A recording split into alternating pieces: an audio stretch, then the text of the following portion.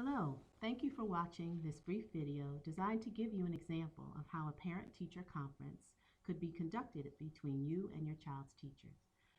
Your Parent-Teacher Association, the PTA, and school teachers and administrators are always available to answer any questions you have. Let's get started.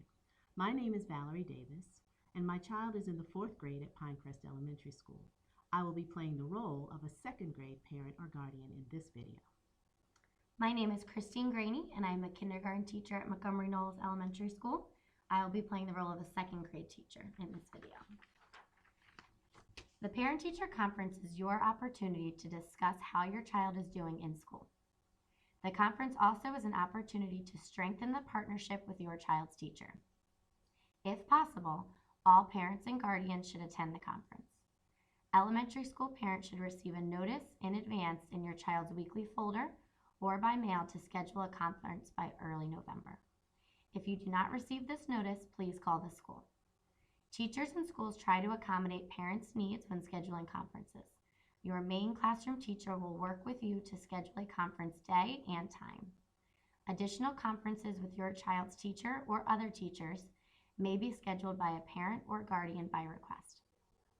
If you need language translation services, please contact the school at least 1 week before the conference.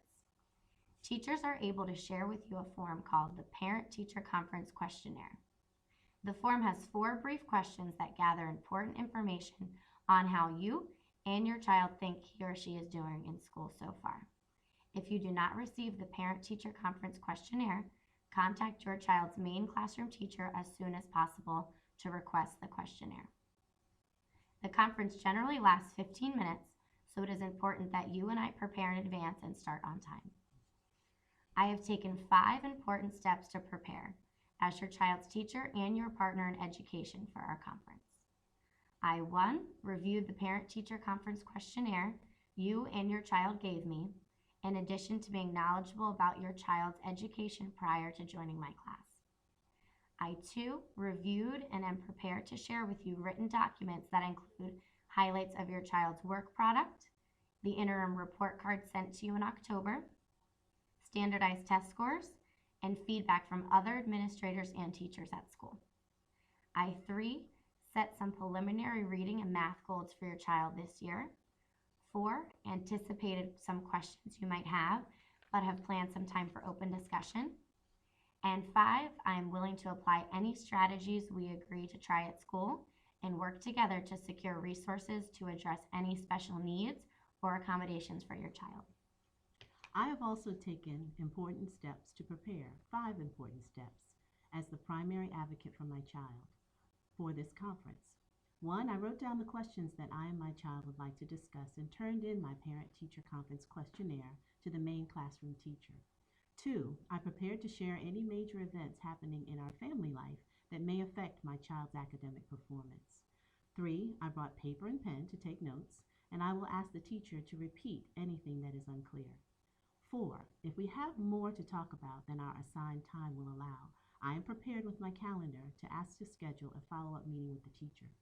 And 5. I will share the discussion with my child, including math and reading goals for the year, and I will begin to apply any strategies we agree to try at home. Now we will act out a mock Parent-Teacher Conference.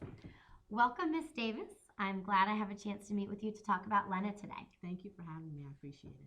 I want to start by saying that overall, Lena has made a smooth and successful transition in our class and is handling 2nd grade work very well. Here are a few examples of her reading, writing, and math work. She is using appropriate vocabulary and impressive imagination in her writing work and is reading her grade level for 2nd grade. I would like to work with her to improve her use of punctuation, particularly when she is writing dialogue between people in her book summaries and creative writing. Yes, she really, really loves to write and to read, but I'm actually concerned because she reads so many graphic novels, lots of pictures, not as many words. So my question is, do those graphic novels really help her learn and move her reading forward? Almost any age-appropriate reading is helpful for her learning. I will continue to work with the media specialist to help Lena pick just right books when she wants help selecting. In class, reading books will always be on her grade level or above. Lena works very hard at math. I want to show you some of her work, but seems to mix up the addition and subtraction operations in word problems. Here's an example.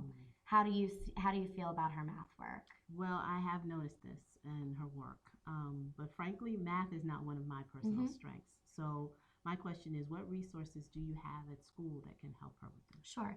We have a math content specialist that can work with Lena, but I don't feel that this is necessary.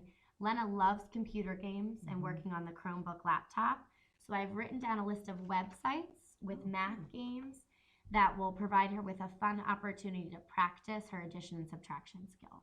This looks really great. The problem is we don't have a computer at home. Let me get back to you tomorrow about some resources for low-cost computers and internet services. We can also talk about free after-school tutoring opportunities with transportation, where she might be able to use some of these computers to practice math. That's good. I'd appreciate that. Now let's turn to the standardized test that Lena took. Every 3 months, all students take the same computer-based test for reading and math called the MAP, Measurement of Academic Progress. The test allows to measure their learning, set goals for the year, and compare learning across students in school and across all students in our county. Lena has scored in the expected ranges for math and reading, so I'm confident that with the supports we have discussed, she could increase 10 points in reading and 10 points in math in the MAP test by the end of the year. That sounds good. Can you tell me when the test will be given? Because I just want to make sure I don't schedule anything that conflicts, and I make sure that she's in school and available to take them. Sure, we have testing windows, which are periods of days where the county wants us to administer the test. So I'll be sure to let you know in advance of the next test. Is a phone call or note in Lena's weekly folder a better way to communicate with you? The weekly folder, that works very well for me. Okay. How do you feel about those math and reading goals we set?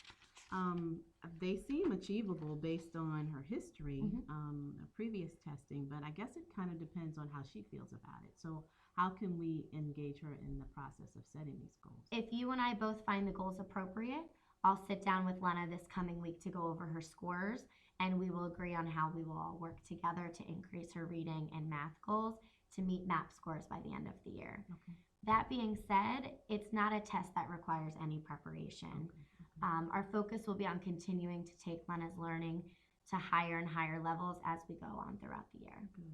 That sounds good. Do you have any other questions or information you want to share with me? I do want to share something. We've had several losses in our family over the last year. Several family members that she was very close to. And while she doesn't show it every day, she often will get sad or withdrawn or even confused. And so that makes her not want to really make new friends. I think because she's wondering if they'll go away too. So I just wanted to make sure that you know about that. Sure. Thank you for sharing that. I'm very sorry to hear that. That's a lot for any child and family to handle. My daughter is in 2nd grade, and she had a tough time when she lost her grandmother last year, so I understand. I will connect with the school counselor to see if we can schedule 2 or 3 lunch bunches where Lena can choose some friends that she'd like to get to know better and sit and eat lunch together. And I'll also share this information with the counselor who may have some other support services. Thank you. I really appreciate that. I think Lena will benefit a lot from that. Thank you so much for coming in today, Ms. Davis.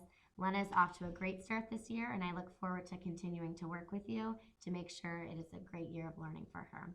Also, if you would like to ever visit the classroom to read or volunteer on a field trip, we would love to have you here at Montgomery Knolls. Thank you very much. Let me look at my calendar, get back to you, but I'd like to do that. Sure. Thank you so much. Thanks for having me.